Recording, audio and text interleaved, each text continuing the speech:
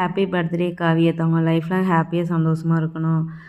So இப்போ பார்த்தீங்கன்னா நம்ம காலையில் எடுத்த மினி விலாக் தான். இதில் பாருங்கள் நான் நைட்டே வந்து ரக்ஸுட்டி நெருவிட்டு கேட்டே தங்கம் காலையில் சாம்பார் வச்சு கொடுத்துட்டுமா அப்படின்னு. சரிம்மா பண்ணி கொடுத்துருங்கன்ட்டாங்க.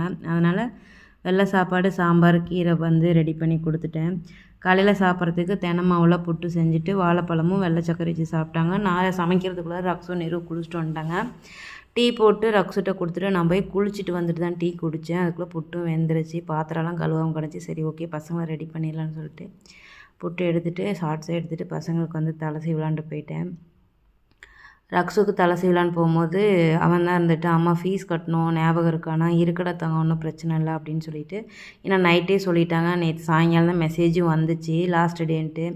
நான் சரி பசங்க 2 பேர்த்துக்கும் தலை சீவிட்டு நைட்டே கொஞ்சம் பணமும் ரெடி பண்ணிவிட்டேன் முடிஞ்ச வரைக்கும்.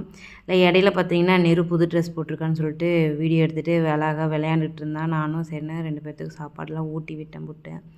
பணமும் பாப்பா கையில் கொடுத்துட்டு ரக்ஸு பத்திரமா கொண்டுட்டு போகிறேன் என்னால் வர முடியாதுன்னா சரி ஓகே மம்மி அப்படின்ட்டு நான் கட்டிக்கிறேன்னு சொல்லிட்டு அவனும் எடுத்துட்டான் பணத்தை. நெரு வந்துட்டு ஃபுல் ஃபீஸ் கட்டிட்டேன். ரக்ஸுக்கு மட்டும்தான் இன்றைக்கி கட்டுறேன். ஸோ எல்லா ஒர்க்கையும் முடிச்சுட்டு இப்போ ரெஸ்ட் எடுத்துகிட்டு இருக்கேன் நான்.